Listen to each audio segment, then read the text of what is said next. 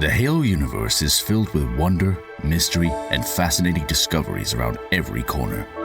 With so much to explore, four friends decided it was about time that they booted up their consoles and discussed this universe that has grabbed their attention since childhood. JumperScape Audio kindly welcomes you to join them in the library.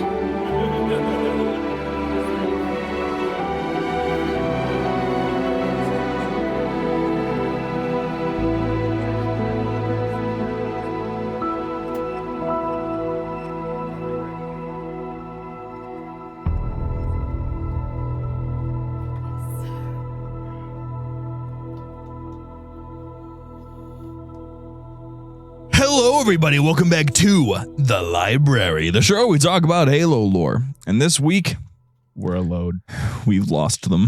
They did not return. They wouldn't get it. They're dead. What do you mean? They're right there. Release me, parasite. Relax. Your prophets are making a big mistake. Kill me. Relax. Kill me. Relax. Kill me. That's great. I'm so glad to hear it. So, friends, we're here to talk about The Return, because in this whole span of Halo Evolution's animations, for some reason, I have never watched this one.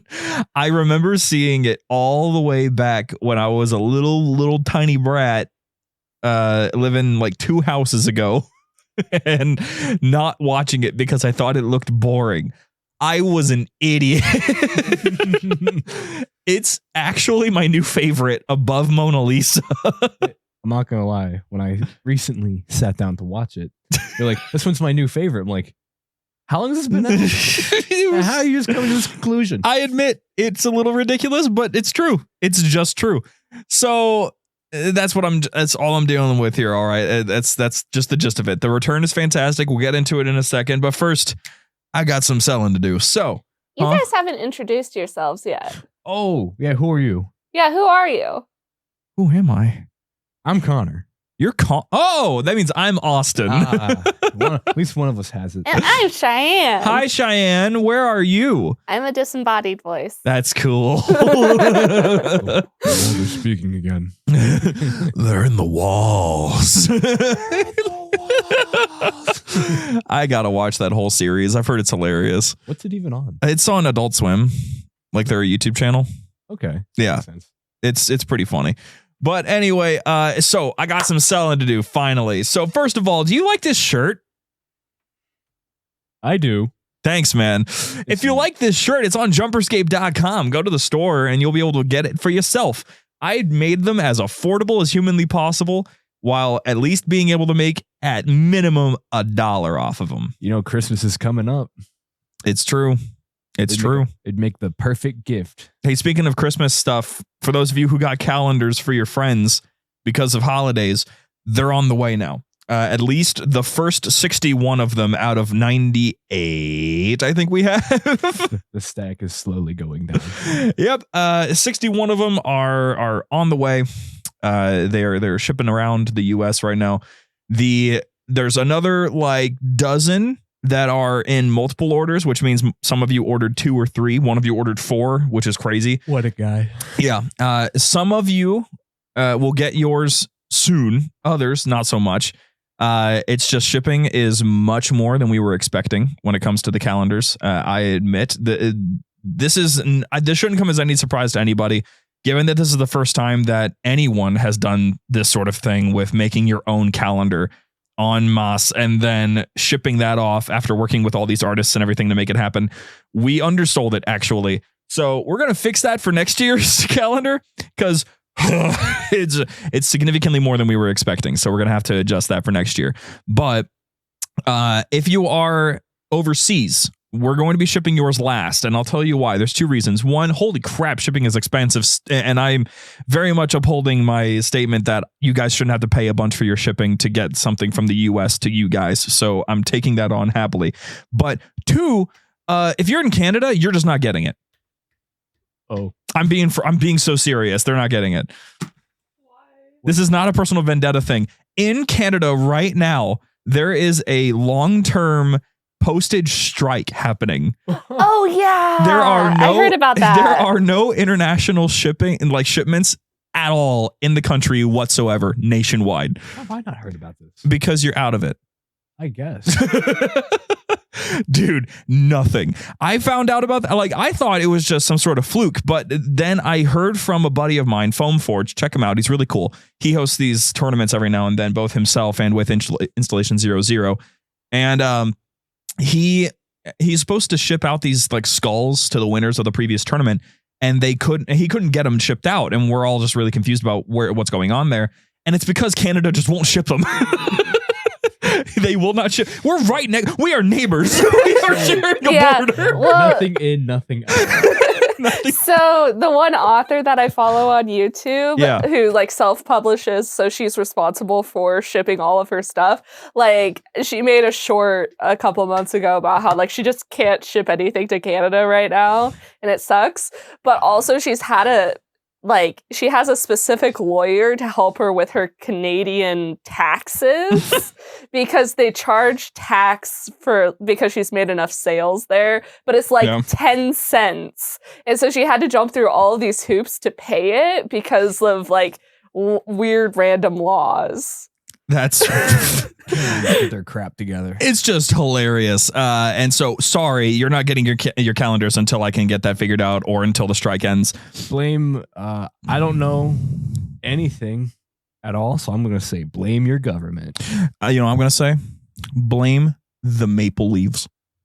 I don't think do you think they had anything to do with it? Probably. Either that or it's the rats. They have a whole province that doesn't have any. Definitely Could we rats. go on vacation to Canada and ship them from within Canada? Wouldn't that just be shipping ourselves to Canada and distributing them that way? No, we just drive to the border, find the closest post office. We don't even need to drive to the border. We're like right there anyway. We're in Ohio. That's what I'm saying. We're like 4 hours away from Canada. Just have a little jaunt across the border. For work, I drove past a bridge that said bridge to Canada. I'm like, we're that close. Yeah. What? Yeah, it's like the bridge to Terabithia. Just like Well, like, not this past summer, but like 2 summers ago, wasn't it like the Canadian forest that was on fire and that's why the air was so smoky? Bro, I have no idea. I don't remember. I my memory goes back a couple weeks. It was right when we first moved. Yeah, it's when New York looked like a zombies map. Oh. I'm turning around and going back to bed. The moment I hear Sam in the distance, nah, I'm done. I'm good. I don't want to like be driving down the highway and I end up in town. Could you imagine the first zombie you drive past? Sam.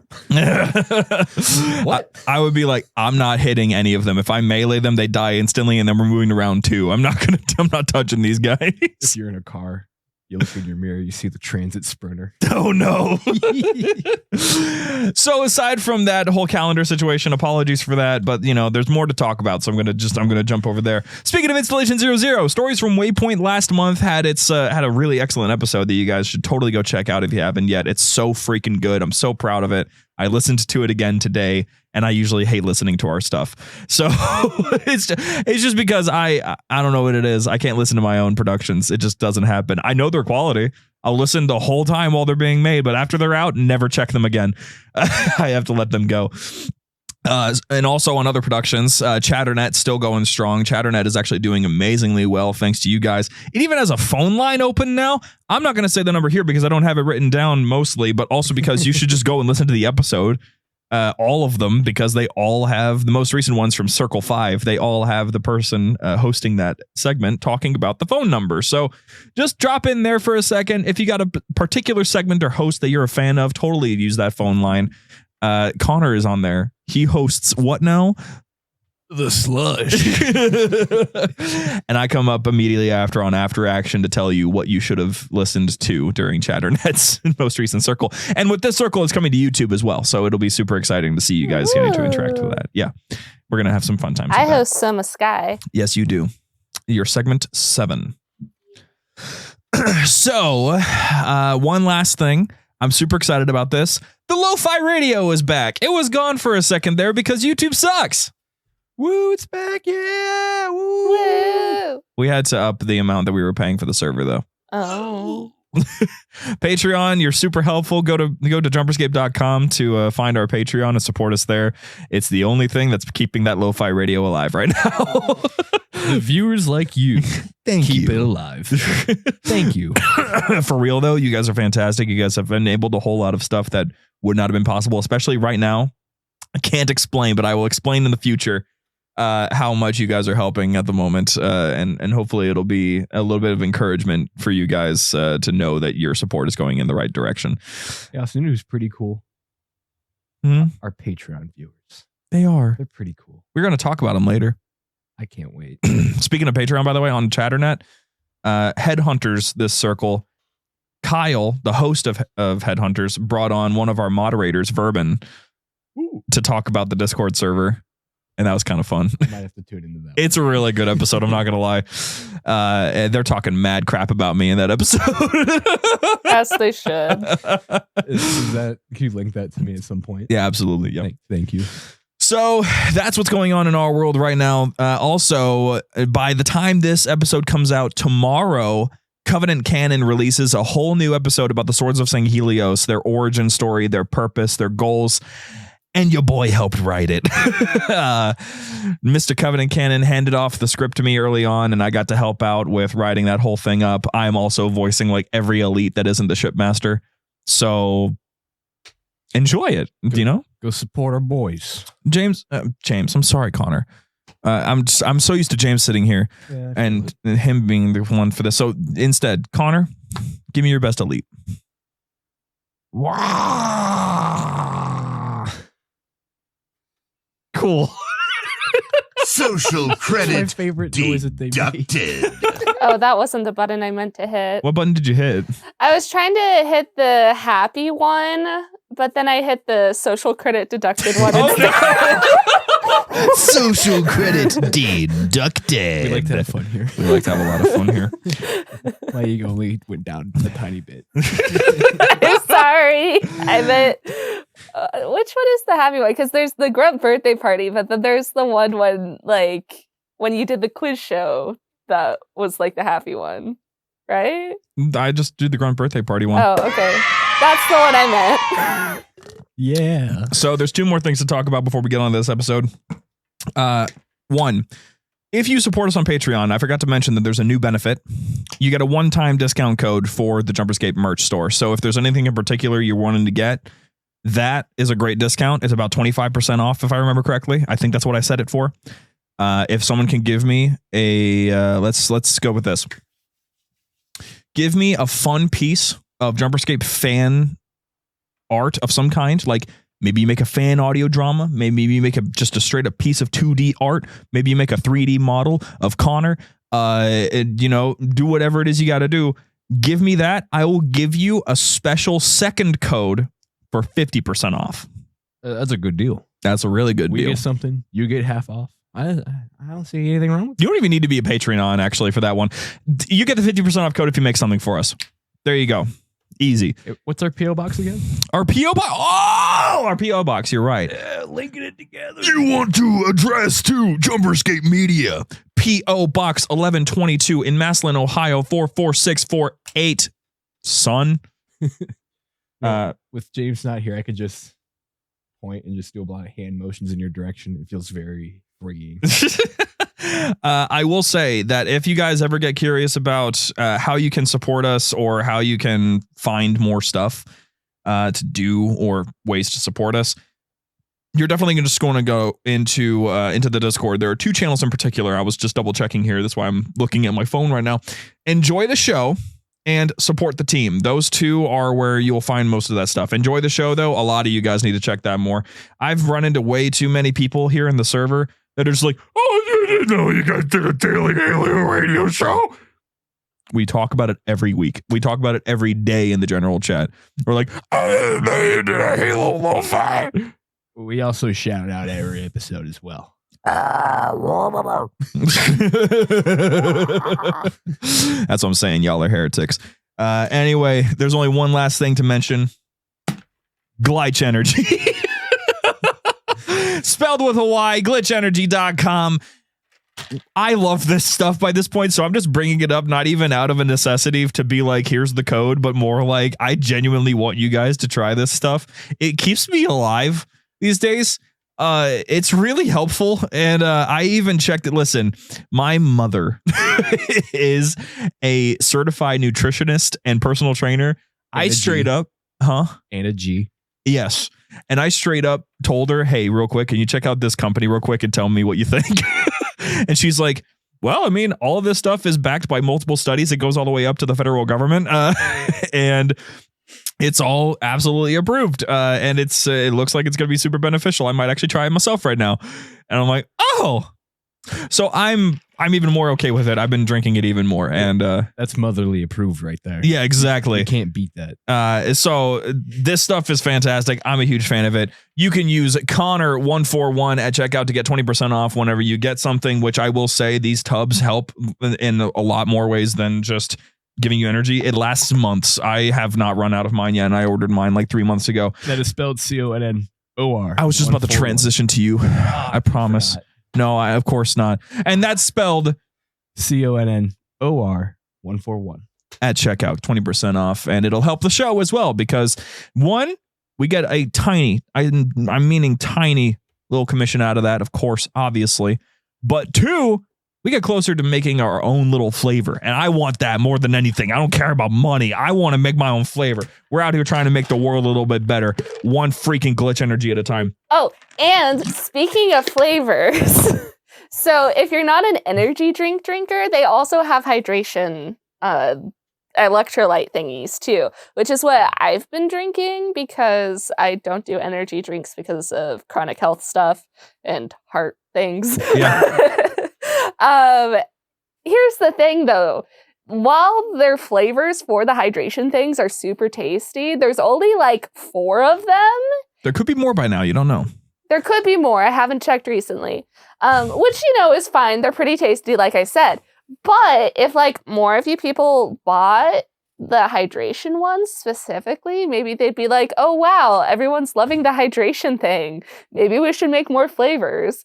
And I would really appreciate that. So I love how this isn't like benefit JumperScape, benefit your own health. This is, listen, I need more of these flavors and I need you to help me achieve that. Well, because like 3 out of the 4 flavors, from what I remember, were like some variation of like lemon lime. Mm-hmm. By the way, yours is right there. Yeah, I already drank it. Okay, just making sure. Well, the whole thing? Yes. Oh my gosh. I was thirsty. Did it taste good? Yeah. Like I said, it's very tasty. We have like what, the blueberry lemonade? No, we have the what is it? Raspberry lemonade, something like that. It's like it's a lemonade of some kind. Yeah. And it's some sort of berry. It's called Revive. Yeah, it's tasty. Like it kind of has like a blueberry pie taste almost. Yeah, my personal favorite out of everything, a glitch, by the way, just in case you want to try it, Teach iced tea. It's peach iced tea. It's really good. I love it. Yeah, and I want that flavor. You can take a sip, but only once. Before you're just on the ground. I'd probably be okay with just the one sip, but it's the principle. You'd probably be like at least a little bit done for the day. Oh yeah, definitely.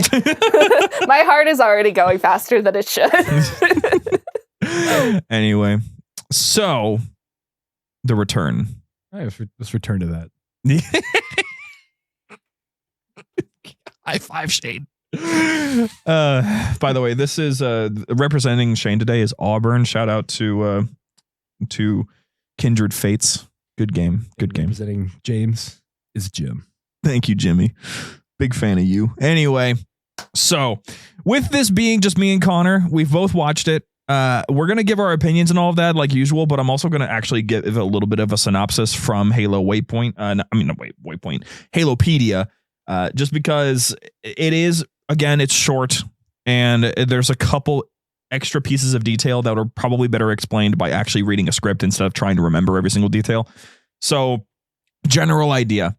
There's this elite that has, in the past, obviously he was fighting against humanity, and at one point on this planet, Colo, he glassed the planet, but inscribed the mark of the word faith in the Covenant language after a prophet told him that to mark the planet with that, and killed everybody. It's actually incredible how little glassing damage it takes to destroy a whole planet. So I was kind of shocked by how they only hit right there. Well, that's the thing. I mean, people don't really talk about how big natural disasters could be. Like, we're talking like one volcano could absolutely destroy this entire planet. So you destroy just a little bit of the surface, it shockwaves. It could, like, there was that whole danger for a little bit, and it still is kind of legit based on the science, that nuclear detonations are actually really dangerous because you could just set fire to the entirety of oxygen in our atmosphere.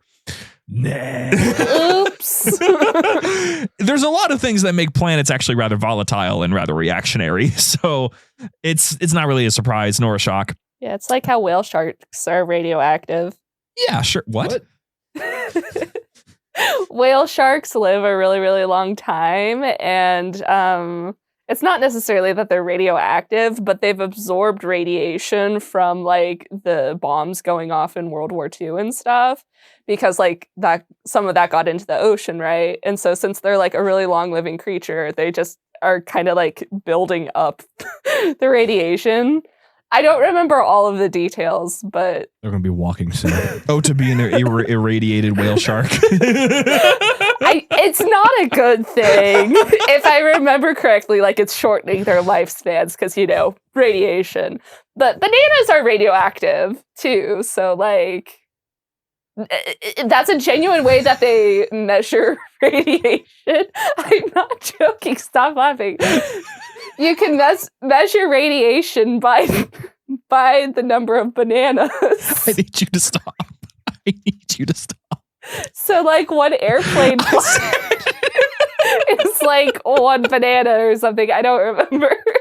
Listen.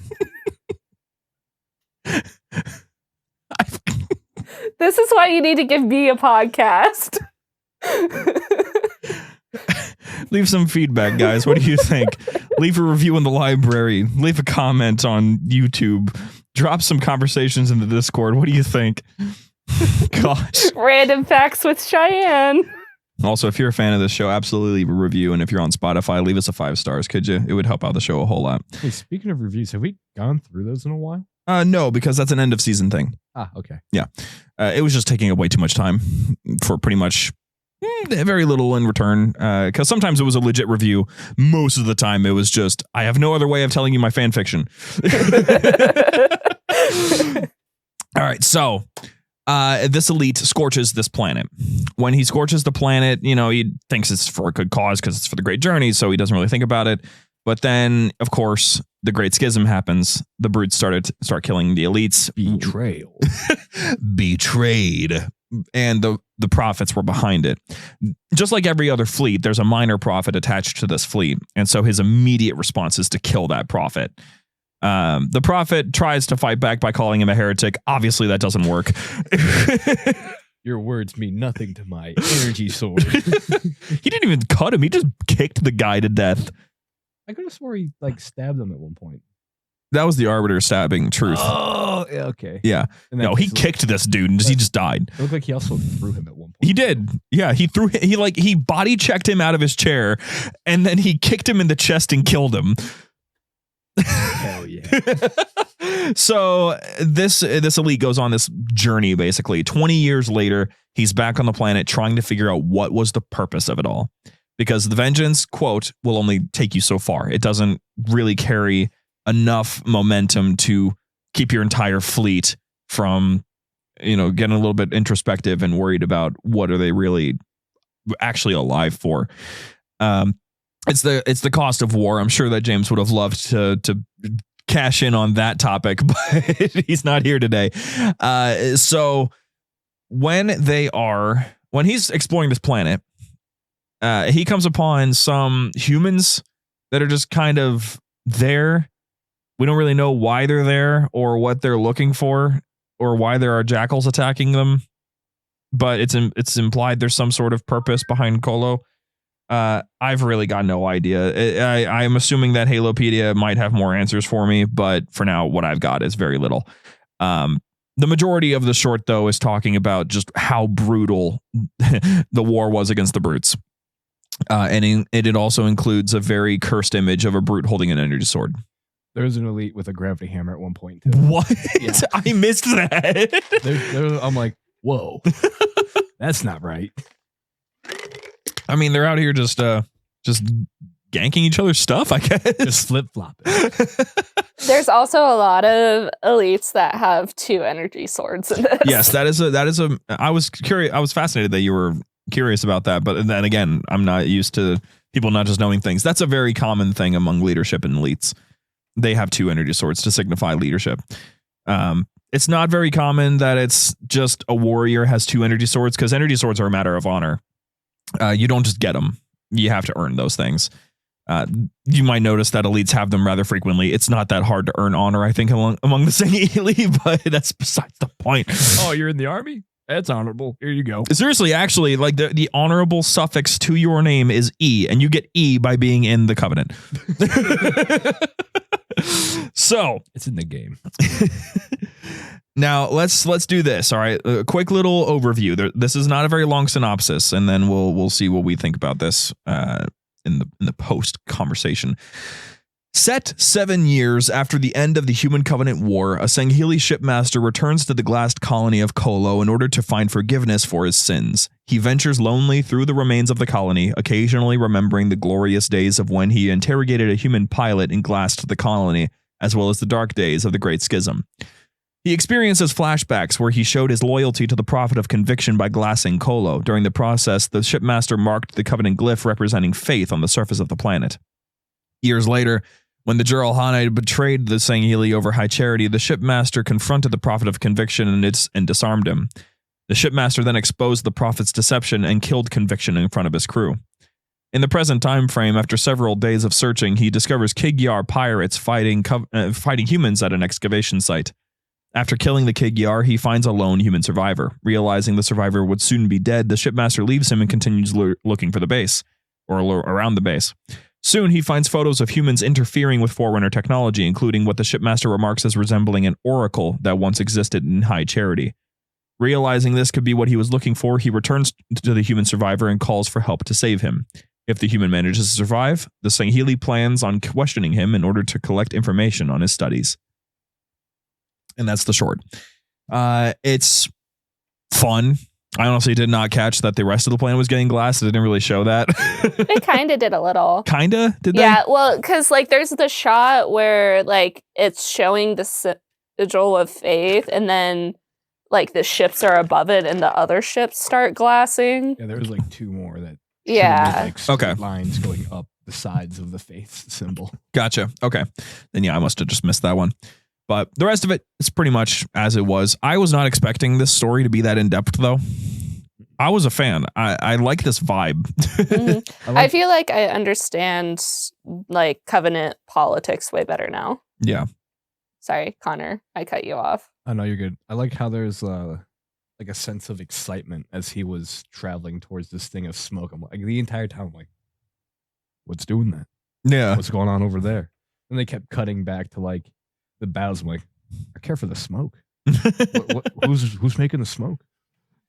Yeah, I mean, it's an interesting adventure through this character's mind, and I really wish that we got a part 2 or whatever. Yeah. Because if we're talking about an Oracle on High Charity, there wasn't any Oracle aside from 343 Guilty Spark, and I guess you could say Mendicant Bias was on there, but it's not like he would know that. It's because they didn't tell him that Mendicant Bias was in High Charity. But he was. Every time I say Mendicant Bias, Hidden Xperia's voice pops in my head. Mendicant Bias. Gosh. It's a pretty sweet story, though. And I think the biggest thing about it that I can appreciate over pretty much everything else in the whole story is mostly in how they depict the Great Schism. Because it actually showcases a little bit of what was going on in there. I liked that it showcased that the brutes started fighting themselves because that's just what they are. A bunch of brutes. Yes. I do. Once again, I am once again asking Halo to add gore. Because seriously, watching like the elites cut off dudes' hands and slicing through people and it leaves a whoa factor. It does. Like, whoa. Like even honestly, gravity hammers, small enough creature should be able to just blow somebody apart. Yeah. Come on. But at the same time, I feel like the artists who would be behind the gore and all that, that'd be a long week. Listen, man, just get somebody from Mortal Kombat over there. They'll be fine. NetherRealm Studios got some devs with some issues, I bet. Actually, straight up, I remember this very well. And for Mortal Kombat X, they had to upgrade the gore system for better and more realistic fatalities. And it was like the biggest thing. Like that game was huge. I remember seeing compilations about it all over the place. And they ended up like some of the developers had to get therapy while they were working on the game because they had to like look at so much real images of gore to learn how the human body should look when it's getting ripped apart and cut and burned and all of that. And they're just actually genuinely losing their minds while working on the game. Maybe they hired the wrong people. These days, you don't hear about that. So I don't know if that just means they hired exclusively sociopaths or if they just silenced them. Yo, are you fine at looking at images of dead, blown up people? Yes. For weeks straight? Yep. You worry me. Yeah. Where's the footage? I got plenty of my own. I want to know what your stash is. Poor Mortal Kombat devs. I love you guys. It's just you worry me. But yeah, I mean, just as usual with these shorts, there's really not a whole lot to go into after that because the lore surrounding it is pretty much covered by other episodes we've done before. And most of the stuff with things like the Great Schism and all of that, that's just going to come up in conversation over the course of time anyway. So there's really not a whole lot to cover there. But I will say there's going to be a whole lot to cover next week when we get to Mona Lisa. Oh, I will say I was shocked our main character didn't die. the Shipmaster? No, in The Return. That's what I'm saying. Yeah, I'm surprised he didn't die. Why would you think he was going to? Because in almost every other short, our main characters have died. Headhunters, the one with Baird. Wow, you're right. Yeah. Yeah, Midnight in the Heart of Midlothian. Yeah, he dies. Yeah. Like, Huh. I did not notice that connective tissue there. They really like to kill people. I'm like, oh, maybe we get a continuation. And not today. That short was released over a decade ago. Yeah. Tarkov season 2. Tarkov season 2? I don't know, man. Maybe. I don't know. Well, actually, it can't happen. Tarkov takes place in 2547 or 2542. No, 2545. And that shipmaster would have already have glassed that planet and is busy doing other atrocious things. But, you know, maybe Tarkov season 3? Oh. Is Tarkov the reason why you have such a handle on the dates in Halo? Yeah. No, for real. I had to. This entire time I've been thinking about how, and it just connected. I had to, my goal with Tarkov, a Halo story, was to make a story that could fit within the Halo canon and not step on any toes or retcon anything. So I had to meticulously go through the timeline and find pieces of like, what year did things happen the least? Okay, let's go with that one. Now, would this character reasonably be here? Yes. Cool. No, not including them. All sorts of stuff. The easiest ones to work with were the Oni characters, because most of them are just like their story ends early in the war, and then later there's a memorial in Halo 3 ODST outside of Oni Alpha Site that's just a memorial to a bunch of dead people, and all of their names are on it, including Ortega's, which I'm still playing around with. Should he be really dead, or should it just be an Oni cover-up?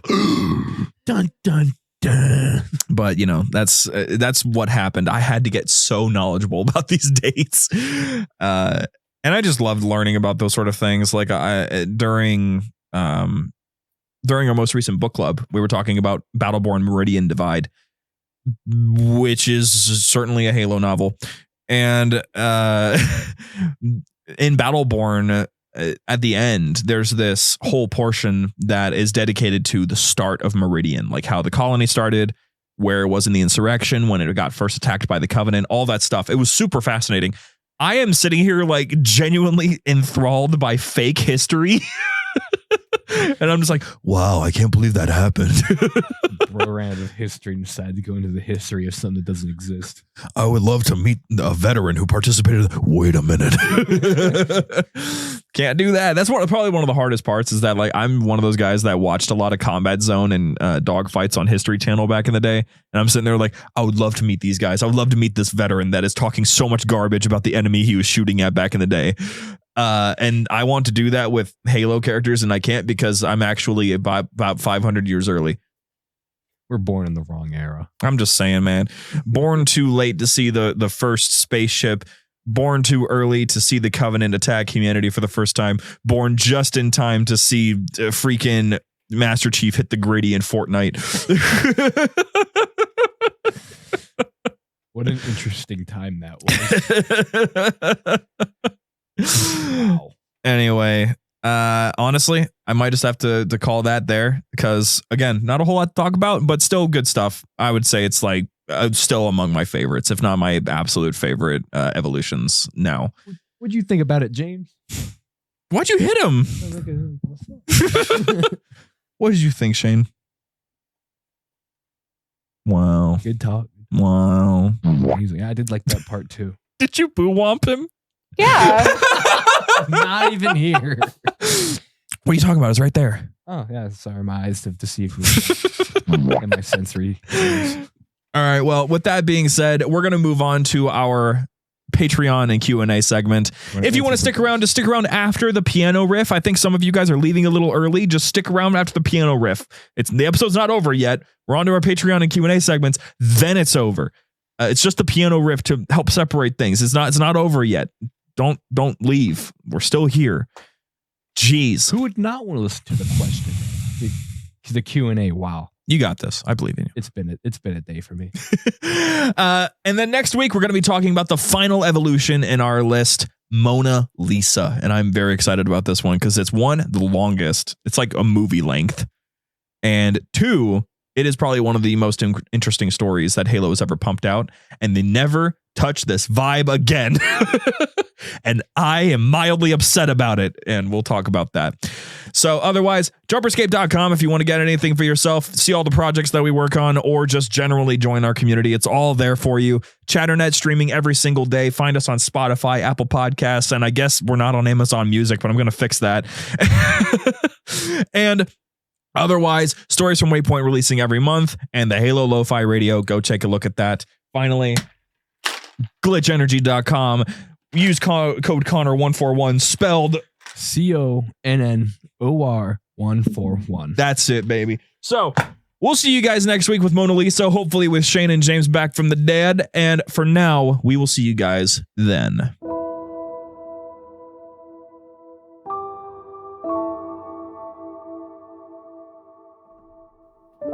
Hey, welcome to the Patreon and Q&A segments. Ain't that crazy? So, just so you know, for these transitions, I'm waiting like 3 seconds and then I just I just jump into it. So first we're going to do our Patreon segment. Ain't that cool? Recently Patreon actually updated their site and now it actually works on mobile, which is so fantastic because now I don't need to switch to a desktop and it's actually readable. I don't need to hold my phone like up here to read it anymore. So first and foremost, starting from the top, we got Jacob Adlam. Woo! What a guy. We got Cool Scion Esports. You guys are awesome. It's been a great year so far with you guys, and I'm very much looking forward to doing more with you next year. A group of cool people. Yes. It's Default 456, Dark Salad 42, Austin Edwards, Boomerang, Connor, but spelled correctly. It's spelled with an E.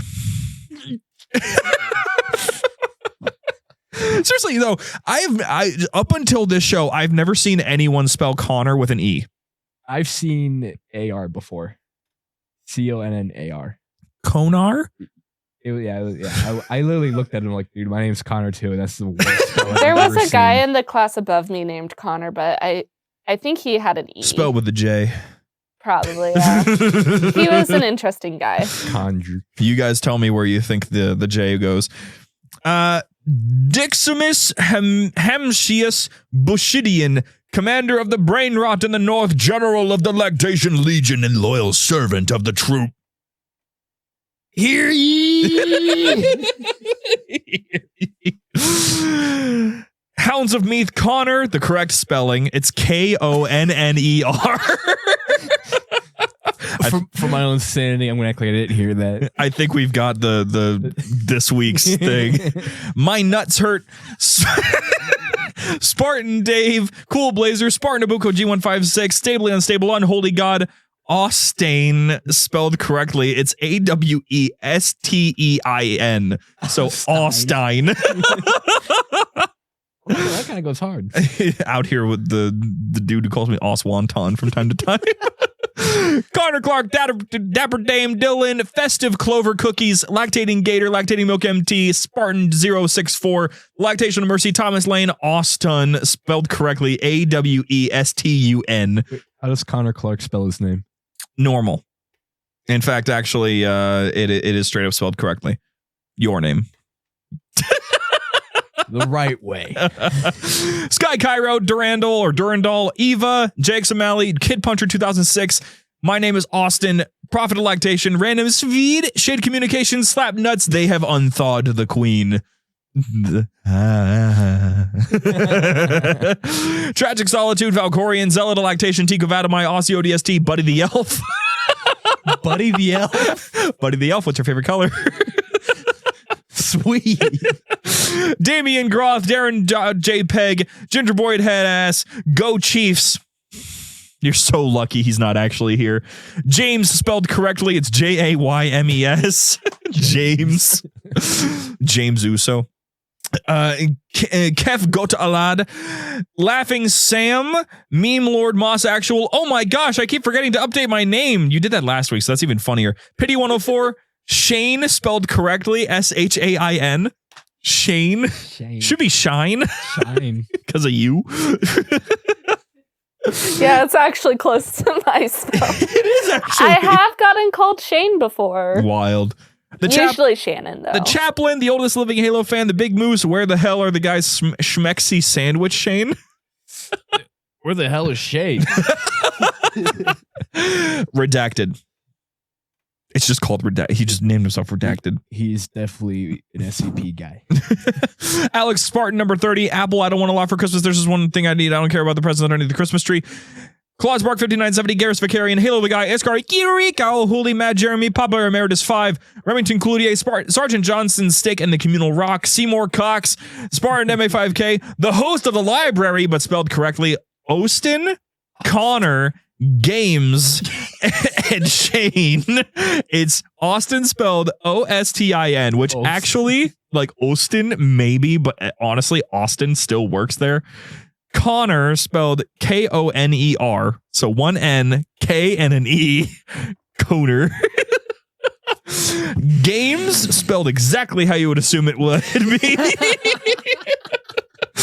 And Shane spelled Shaine, so Shane. This podcast is brought to you by United Healthcare. Oh no. Wait a minute, wait. Isn't that the... Yes. That's the guy that died. Ooh. Should I mark that? No, it's fine. It's fine. UNSC accuracy by volume. And last but not least, warm apple swells. Who picked it? Who was that with the sponsor? That was Kyle. That was great. Yeah, that was Kyle. That was absolutely Kyle. Kyle, send me more pictures of your puppy. Yo. That's just hilarious, man. That was actually fantastic. Good one on that one. That's our community. Not us. That's our community. I got something for the community right here. Oh. It's back.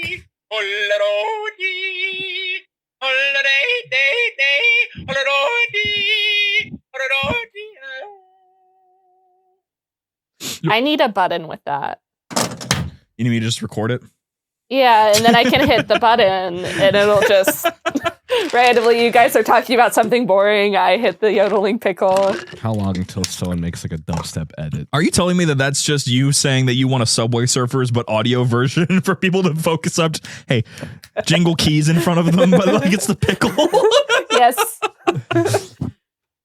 Listen, just read the questions. Please. No. I want to be done so bad. I want to talk about whale sharks. I don't want to talk about irradiated whale sharks. Gosh. I love the questions. I love Q&A. I love you. I love you too. Not you. Bruh. Awkward.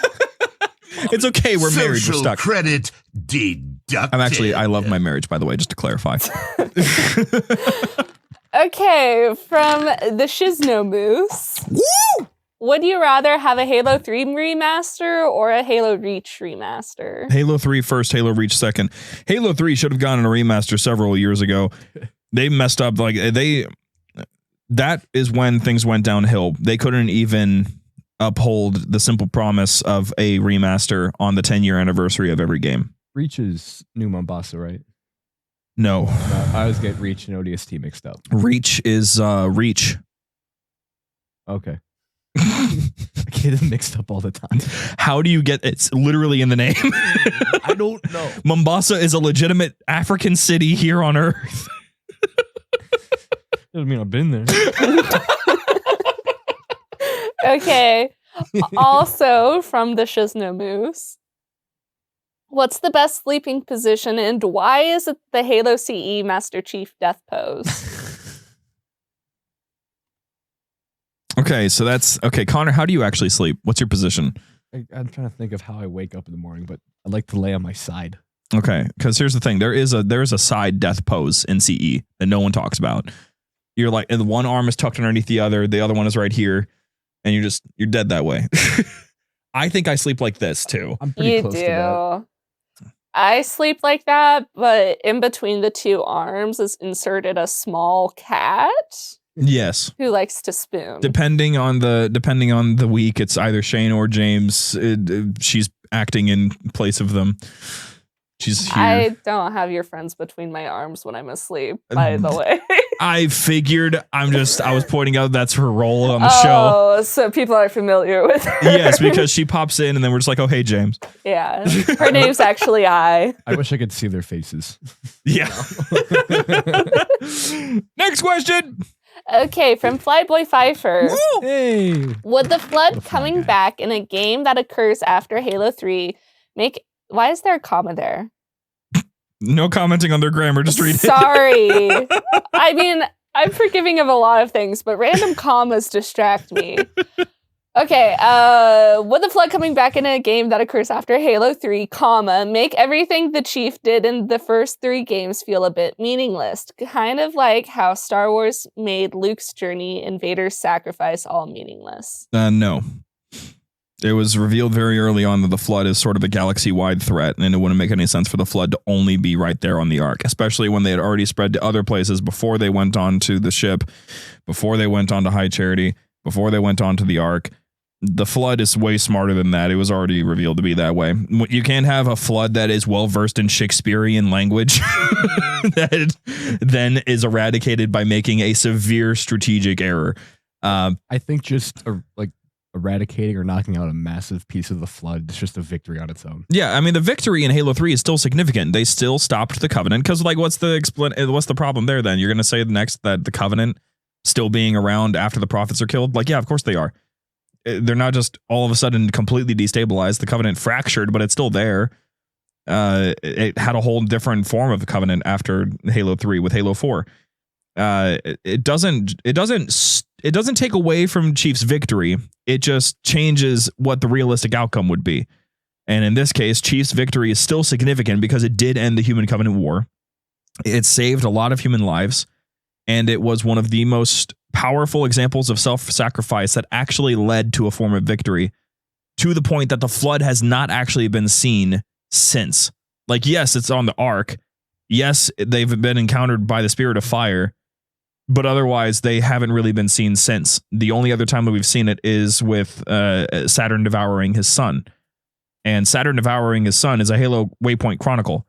And Waypoint Chronicles I hold very little weight to. So overall, genuinely, the flood has been all but eradicated, according to the knowledge of very many people across the galaxy. So no, I don't think it takes away from any of the weight, especially not to the same comparable degree as what happened at Luke's journey. That didn't. That's not even close to comparable to me. I hate Disney. Basically, the flood or like glitter that got everywhere, and like Master Chief vacuumed up the majority of it, but you're still going to be finding glitter like under your fingernails for like the next 2 years. Or for the rest of You were really scarred by that glitter stuff when you were younger, huh? It's been a lifelong thing. Let's go to the next question before we open that can of worms. It's already open. Okay. We're not asking that. Okay. Marked with red X's, baby. Yeah. Shane, are you doing all right? Your minions haven't had orders for some time now. By the way, that is from CoolPlace32S, who is also Shane's scientist. Oh, Shane's scientist. Shane's, I mean, he's looking a little blank right now, but I'm assuming he's doing all right. I just don't think he's had any orders for you guys for a while because you guys aren't encouraging him enough, you know? Granted, this is an old message. Just, if you can, search up Shane in the Discord and see his most recent messages. That's how Shane's doing right now. That's how he's doing. What we got up? Okay, next up is from Mr. Game Build. Hello, Mr. Game Build. We briefly interacted during the MCC game night. Hello. So the Halo show is a bit of a dud. I'm curious what you guys think makes a good game to movie / TV show adaptation, and what are your favorites? Connor, genuinely, I like your concept of film theory, so I'd like to hear your answer first. I heard your episode with the Babadook on 237. You had surprisingly amazing points on that show. Like, I just watched the movie before that. I had time to like hold the information. Well, what's your? You have to have an opinion on adaptations if you're going to say, Disney sucks. Yeah. So Disney does suck. I'm going to have to say for the Halo show, I would have to say not like crapping over the source material a little bit. Like, for example, when they pulled Chief's helmet off in the first episode. I'm sitting there watching the movie with my dad, and he pulls the helmet off. I'm like, "What? Let's go! Why?" My dad was all confused, like, "What?" He just took his helmet off. I'm like, he never does that in the video games. He does not do that. There's a lot of people who think that he does now. Yeah, and honestly, as far as like gripes go against the show, it's probably as much as I can remember. It's been a while since I've seen it. So, what's your favorite adaptations then? I don't watch much of it. Ooh, let's go with the Clone Wars. Okay, that's fair. I feel like that's a good little comparison. There's some video games. Yeah, that'll work. Yeah, Clone Wars did great. So for adaptations, I think there's one primary thing that people often make the mistake of doing that they shouldn't do. It's not like with a book to movie. It's not like a movie to book where you can just sort of tell the same exact story and expand upon it or target it. You have to tell a different story because gaming has the advantage that books and movies both have. It is a visual media, which is the advantage that movies have. You don't have to imagine much of anything because you can just see it right there, and all you have to do is focus on the story. But games also allow detailed storytelling by allowing the players to explore more options, more of the world by simply choosing to do so. Gaming is in many ways, in my opinion, the greatest form of storytelling. So when you're going to go and make an adaptation from game to movie, you have to tell a story that is not from the main storyline. You have to tell a story that is disconnected entirely. For example, during the most recent book club, we actually had this conversation. What should the TV show have been? And there was a couple different ideas of what it should have been. Someone said that it should have been about the Battle of Harvest. It should have been a wartime sort of story, several seasons long for how long the Battle of Harvest was, which was 7 years total. And just kind of go over what happened during Harvest. Because generally speaking, I want Halo to go back to the Covenant War just for the fact we still have very little idea of what actually took place on Harvest. We know that it was a really long battle. We know how it ended. We know how it started twice. But we have no idea how the battle actually went, like how the planet got utterly annihilated before it got glassed. So I want to explore that. So that idea was there. There was another one that was a show about Oni, like what it's like to be an Oni agent in certain circumstances or something.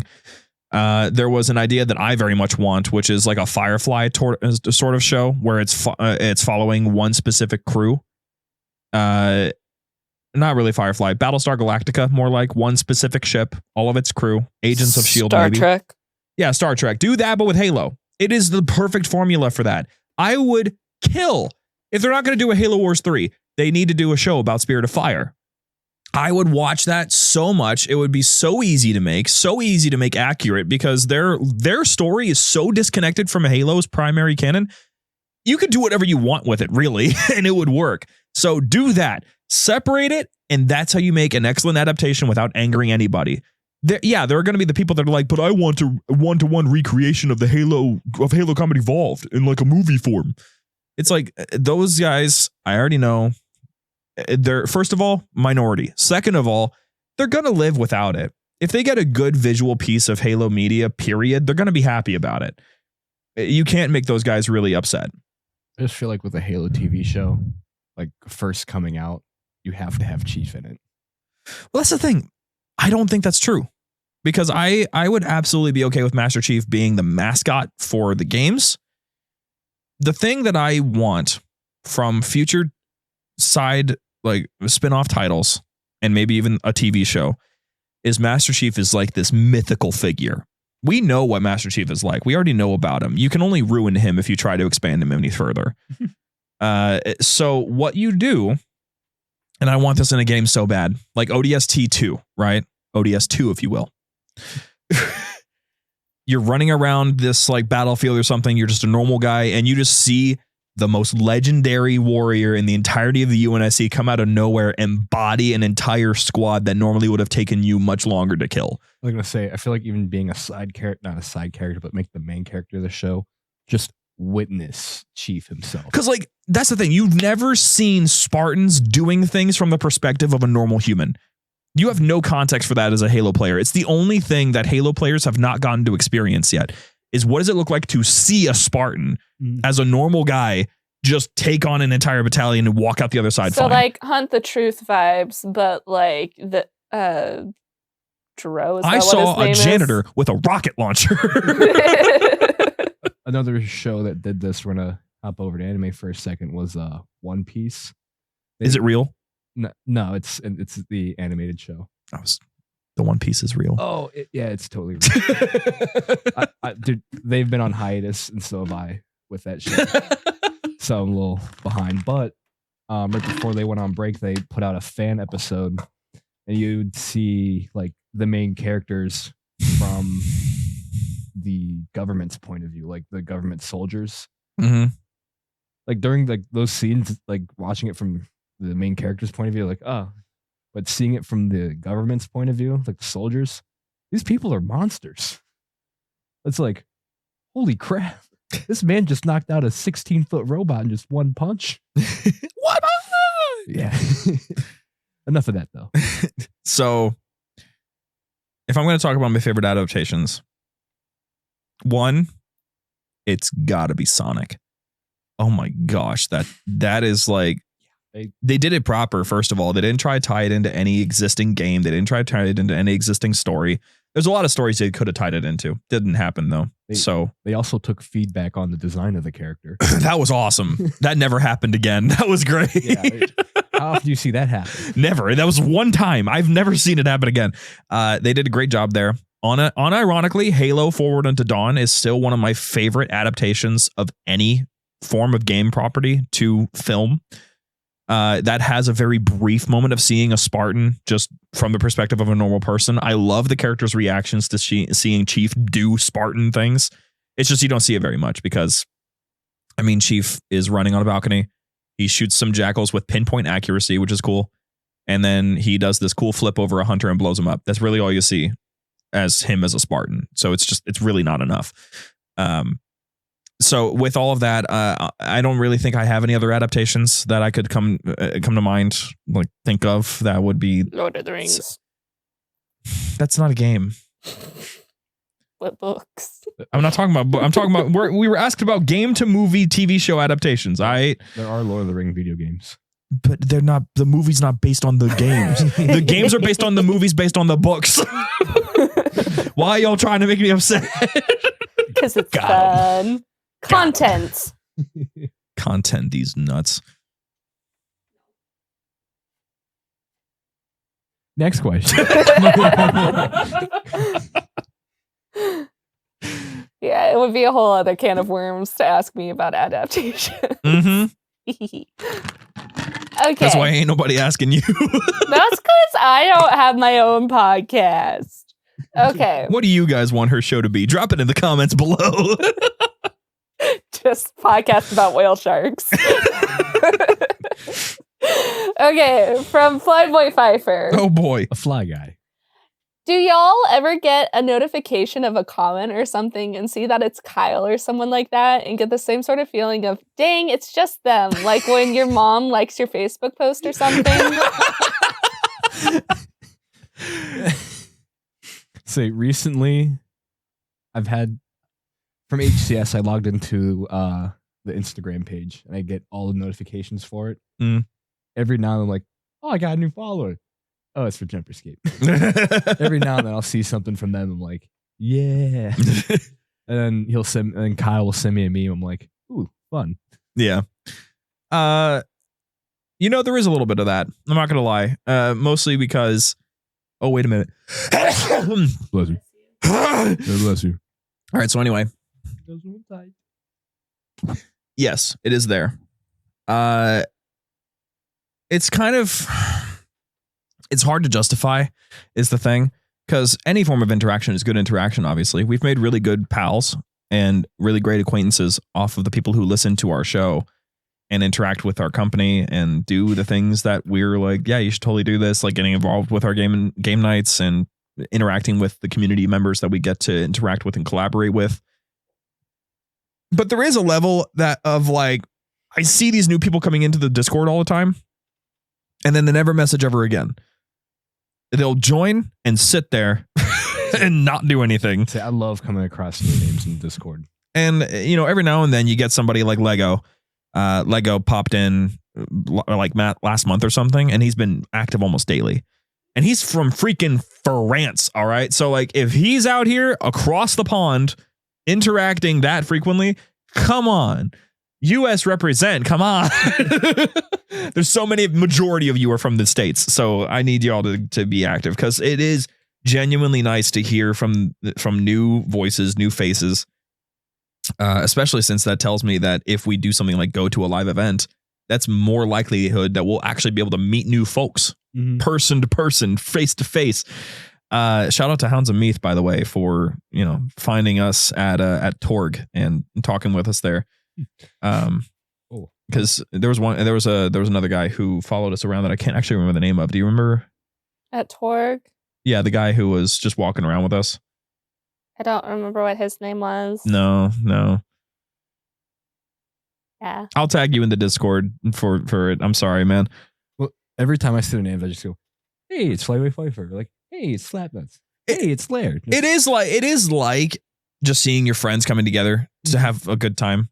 So there is that. It is still nice to see. It's not something that it's like, I don't want you guys to stop messaging. You know what I mean? Like, I want you to keep on interacting. Yeah, like the fans aren't annoying. No. It's just. I just want the fact that we have 830 something members in the Discord right now, and there's maybe 10 voices that you see every day, and it's the same 10 voices every day. That's what gets to me. They want to open it and see who the usual. Yeah. What we have for our next question? While I was looking for that. Next question? Yeah. Okay. Is from L3G0. Lego. Oh, okay. Sorry, I have dyslexia apparently. Dyslexia? Yes, dyslexia. Okay. It's not loading. Okay. From Lego, what new vehicle would you like to be able to drive in the next Halo game? Specifically, something you have never been able to drive in an FPS game before. Some vehicles from Halo Wars, for example. I don't know the vehicles outside of the mainline games. I'm sorry, Connor. Bring back the Mantis. You know that you can say that. I will take that on in stride. Bring back the Mantis. That thing was cool. I have always wanted to legit, not with a mod. I've always wanted to legit fly one of the Hawks from Halo Wars 1 and 2. The Hawks are so pretty. They are Hornets, but they fire Gauss cannons. Cool. Yeah. The Gauss cannons are crazy. You know what? Let me fly high, Charity. I love how you eventually will come back to that. Let me fly. You got to admit, there's got to be a wheel somewhere in there, right? Like there's got to be just one control panel that directs where the entirety city goes. Could you imagine getting into that vehicle? How far it's going to zoom out. You're out here seeing planets behind you. Just to drive that thing, it's going to bearing on where you're at. How far it's going to zoom out. The day that Star Citizen technology becomes standard, that's when Halo 76 finally drops and you can fly high, Charity. That's the thing. I have 2 goals now. I want to be alive long enough to drive high, Charity. And 2, I want to be alive long enough to see America's 300th anniversary because it's going to go hard. What we got next for our next question? It has choose one side and why, and then a little image. Connor, what do you think? One side is Hannibal, Wasp, Mantis, and Scorpion, and the other side is Oni, Wasp, Scorpion, and Mantis from Halo 5 Guardians. Give me the Oni. Really? I love the Oni stuff. It's like a quick little burst of energy. It's just gone. That's the Hannibal. Shoot. The Hannibal one. The Oni stuff is the one that fires explosive rounds. I've had this mixed up for so long. Yeah, the Oni Mantis fires explosive rounds. The Oni Wasp is the one that fires the chain gun that explodes. The Scorpion is the one that fires really high explosive rounds. And then the Hannibal Wasp shoots lasers and a big laser. The Hannibal Mantis shoots lasers and then explosive EMP stuff. And then the Hannibal Scorpion fires the... Yeah. Anytime I've said Oni anything in terms of vehicle, I have meant Hannibal. This is a wild retcon. Yow. Well, I will also take the Hannibal. The Hannibal stuff is just way too cool, and they need to bring that stuff back. It was way too cool. What a day it is today. Sorry, Connor. Wow. What we got next on the question board? Another question from Mr. Game Build. Just listened to Halo CE episode with Covenant Canon. Now we know about Halo Studios, Unreal, and what they're up to. How do you guys feel about the original trilogy of Halo games being remade and unifying the canon? It really interests me that you can also bring in and combine a bunch of elements, lore, and story from the novels, spin-offs, and other related media. I guess a follow-up would be, how would you guys want to see the canon unified in other ways, especially if Halo Studios gets the extra mile? Connor, you got anything for that? That was a lot. That was a lot of words. You want me to answer it and then you can jump off of my answer? Yeah, let's do that. Okay. They shouldn't remake them. And I'll tell you why. It's because they've already done it one time. I just want new experiences. It doesn't matter if you're able to add alpha base and like all the extra side stuff. It's still just Combat Evolved. I won't be getting anything new from it. This isn't like the movie industry where you can make a different version of the same movie every 5 years.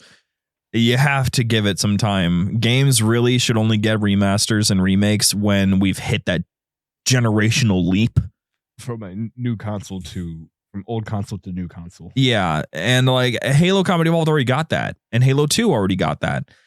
Halo 3 should be, if anything, the thing that gets the expansion treatment, because Halo 3's story is so limiting already. It's so underwhelming. The campaign itself is fantastic. The battles are massive. The dialogue is, when it's good, it's great. and the climax of it all. It's like Halo Comedy Evolved has a great setup. Halo 2 has a great story. Halo 3 is a great ending, just off of vibes alone. So I would love to see Halo 3 expanded, but the thing is about this whole unifying thing, the MCC already exists. So the implication here is you're saying you want MCC to take yet another back step, like away from the public eye, because the only thing that really makes MCC appealing is people are able to go back and play those old games. And if another remake drops and they can only play it on that other platform and the MCC becomes this background thing, and then that community becomes split. Yeah, it's like it's not sustainable. I don't really see that being the thing. If we're gonna get Halo on new engines and new stuff and all, which I'm not a fan of Halo on Unreal, but if we're gonna be getting all of that, then Halo needs to give me a new experience. I don't need. If they try to remake Halo Comedy Evolved in the new engine to prove to me that they can make a Halo game, I won't believe it, because all you did was just take somebody else's homework, barely change it, and then turned it in. That won't make me trust you as a company. That just makes me think that you're a cheater. Make something good. Make a good Halo experience, and I will absolutely believe that you can do it again. After my short attention span run of Halo CE, if they remade CE again, I don't even think I'd go back and play it. It's just because of how open, spaced out, and the fact that I got lost. Well, I mean, if they're going to remake it, they're probably going to ruin the experience by making it so it's much easier to navigate and it's much more directional and all of that. Yeah. Waypoints when they shouldn't be there and all of that. So you'd probably be fine, but that's the thing. It shouldn't be that way. Halo Comedy Evolved was built in the way that games used to be, which was just figure it out.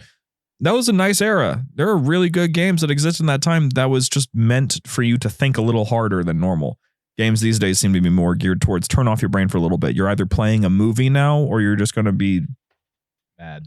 Yeah, it's not a fun time. If I'm thinking about ways to make the games more unified, though, generally speaking, I think that the concept that we had come up with early on when we didn't know what Halo Infinite was going to be, the concept of there being multiple games that come out, right? Like mainline stuff, side stuff, all that. And then there's just this one game that is pretty much a new campaign, maybe every year or something.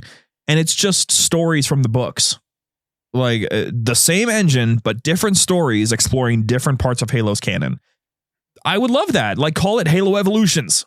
There's already a whole Fractures thing. Like call it that.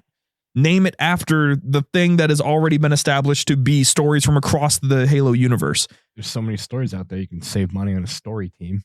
There's that too. Yeah. Like if you need content, that's the easiest way to do it. And yet not a single time has there ever been any effort towards making a campaign or a story based off of what's already been written. I don't think that people are going to have that hard of a time with that when here's the thing, game to movie adaptation is very different to me than book to game adaptation, because I've already talked about how games already have the advantage of being able to get as detailed as books. You have something to say. Yeah, you should finish your thought first. That was it. Oh, okay. So one of the things that you've complained about with the Star Wars universe is there's a lot to complain about. That's why I said one of the things.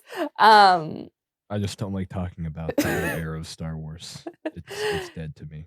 Is part of the problem, especially with modern Star Wars stuff, is that there's nothing left to explore because they keep adding more to the universe. And so like the mystery or like the mystique of it is lacking. Mm-hmm.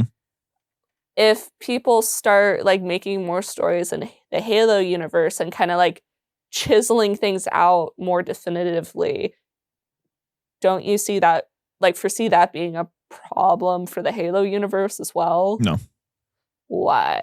Well, first of all, the precursors, you could try to explain them and you can't do it. They are a transcendent race. They are already hard enough to explain as it is. The best we got is they look like bugs and they can't die. That's all you got. That's all you really need. They made the galaxy. Congrats. They came from another galaxy. Who cares? Right? The Forerunners, we know all about them.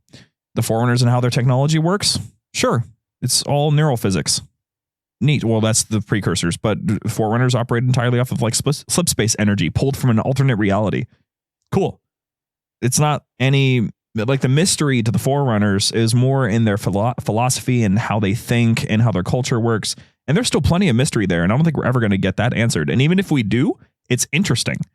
And it will only add to the allure of the Forerunners.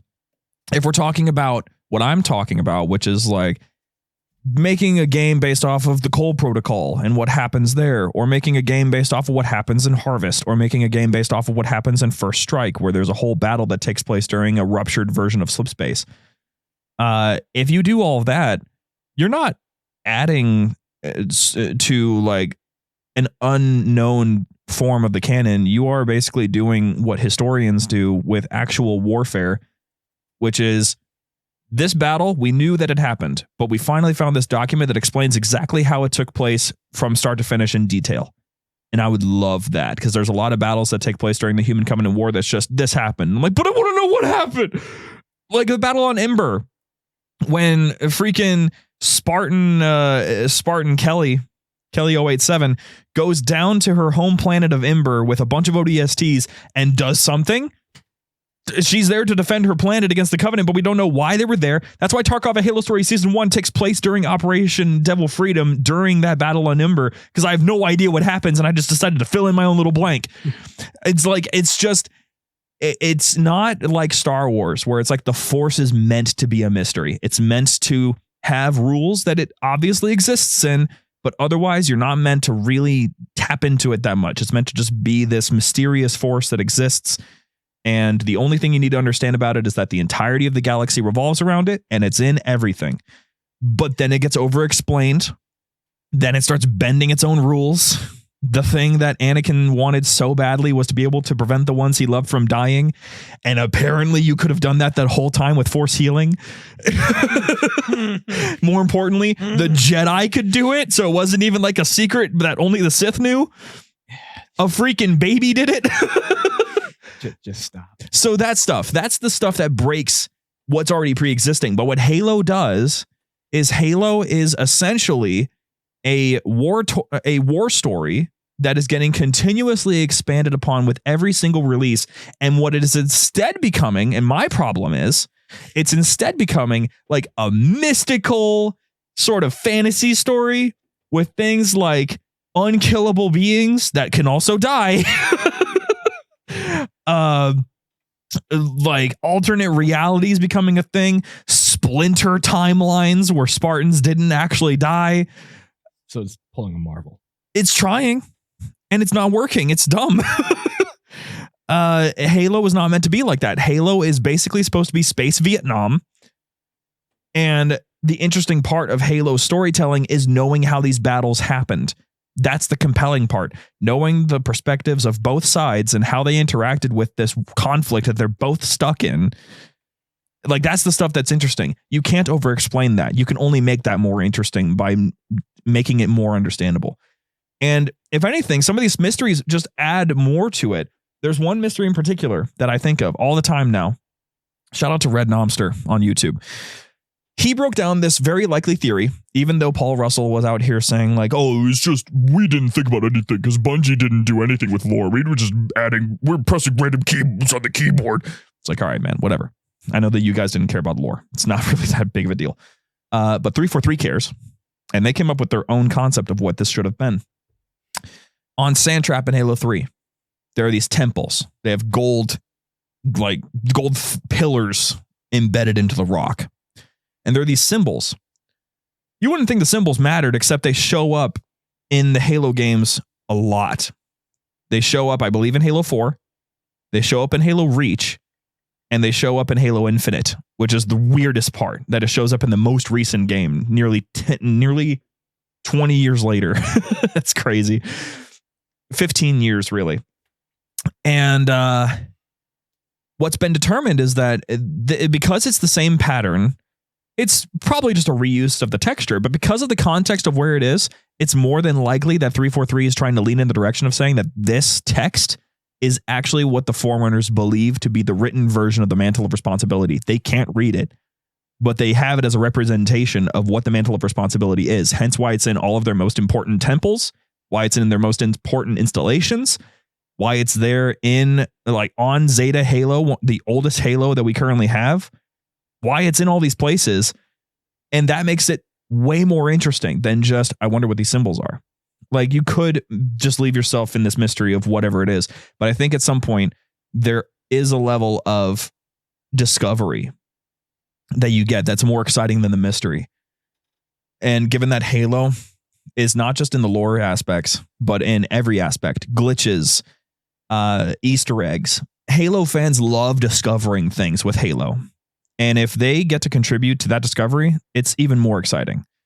So, long answer, yeah, but I think that's the exact reason why I don't think that you can really over-explain Halo. I think the only thing that you could possibly do to ruin the allure of Halo's mystery is just to outright say that everything that happens in the galaxy is not important.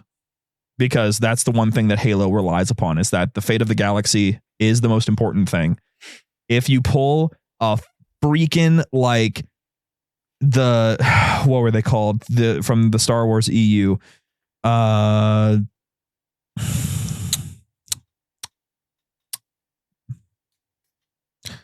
I forgot what they were called. They were so dumb, though. It was this, like, extra race from a different galaxy entirely. Yuuzhan Vong. Why do you know that? I loved Star Wars. Okay. And then Disney happened. Please tell me that you agree that that was ridiculous. A species from outside a different galaxy entirely comes in immune to the Force. I thought it was pretty cool. That's dumb. They killed everybody. They destroyed planets because they couldn't do anything. The rules that were established in Star Wars did not apply to this external force that didn't feel like Star Wars in the slightest. That's ridiculous. I didn't really dive into it too much. I just know of their existence, but at the same time, I'm like, oh, cool. New enemy. That's the thing. New enemy that broke all of the rules. That's why they suck.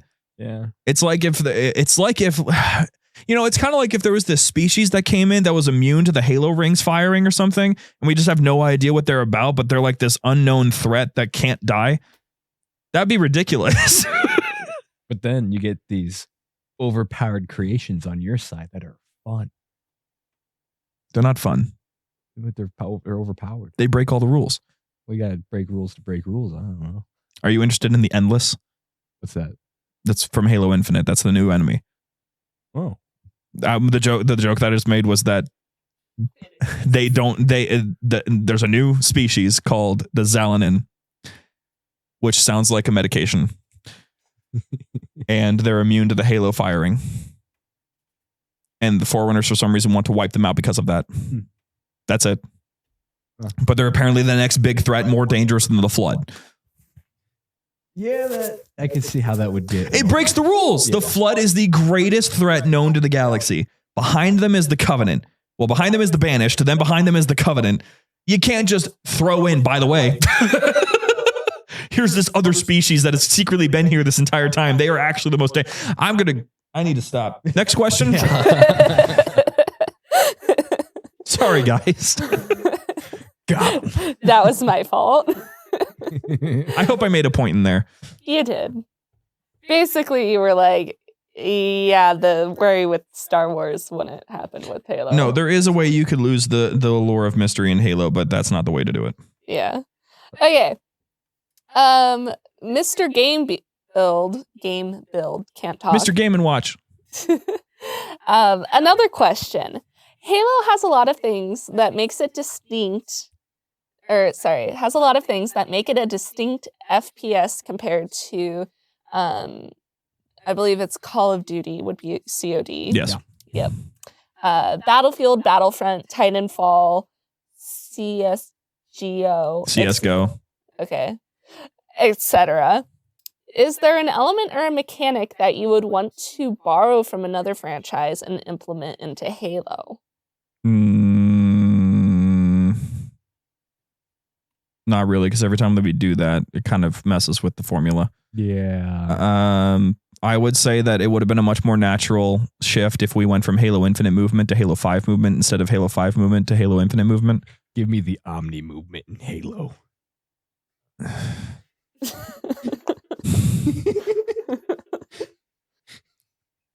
Wall running. I'm fine with wall running. Spartans should be able to wall run. I'm just saying that would make for some sick clips and theater clips. I'm just saying you need to. I'm sorry, Connor. We got him. You know what? Spartans are able to do things with grav boots. How about we come up with a whole new thing? We get 0G maps where you can just run on the side of anything. And you do it that way, where you just follow the ramp of whatever. Like you could stand on the ceiling, stand on the walls, stand on the floor, 0G everything, and you have grav boots. Cool. Final answer. Next. It sounds like I'm going to fall out of my chair trying to just orientate myself. That's fine. I would thrive. Just leaning. So the next one is a screenshot. What? It's one of those, you have a $15 budget, who's your dream team? And then Oh, that was the last question that we had planned. Oh. Never mind Yes. then. that is not a question we're answering. Okay. Next time on the library. Is this mic on? Because I'm going to have to lean over and speak into that other mic. Yeah. What? What? What? Does he need the mic on? No. Okay. We're doing one more, I think. No, that was it. Okay, that's fine. That was a lot. All right. So, my friends, that'll be it for this week. Just as usual, JumperScape.com if you want to support us, join the community, or do anything else that you want to do with us. You can also get in contact with us there. Chatternet going on every day, and by the time that this episode goes live, Connor's episode will be dropping in 2 days. So tune in for that. If you want to support us, there are ways to support through the website, including getting yourself some nice merch like this shirt here. You can also go to glitchenergy.com, go to that, and enter the code Connor141, spelled CONNOR141, and Christmas is coming up. Indeed. So you're going to want to do all that. Aside from Chatternet, you could also tune into the Lo-Fi Radio, now tuned back on, finally. And otherwise, that's pretty much all I got for you guys. So we will see you guys next week, hopefully with Shane and James actually in tow for the final episode of our Evolutions breakdown, the Mona Lisa. We'll see you then.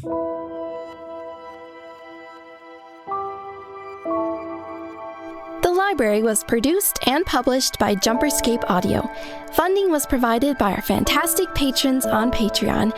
If you enjoy the show and wish to support JumperScape's future projects or get some sweet benefits, join our Patreon at patreon.com/JumperScape or become part of this truly special community at discord.gg/JumperScape. Thank you for your listenership, and we hope you enjoyed.